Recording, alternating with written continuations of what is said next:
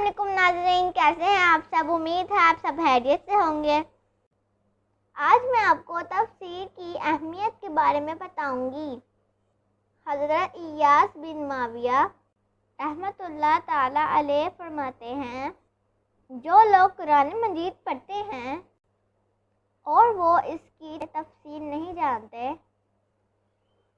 ان کی مثال ان لوگوں کی طرح ہے جن کے پاس رات کے وقت ان کے بادشاہ کا خط آیا اور ان کے پاس چراغ نہیں جس کی روشنی میں وہ اس خط کو پڑھ سکیں، تو ان کے دل ڈر گئے اور انہیں معلوم نہیں کہ اس خط میں کیا لکھا ہے۔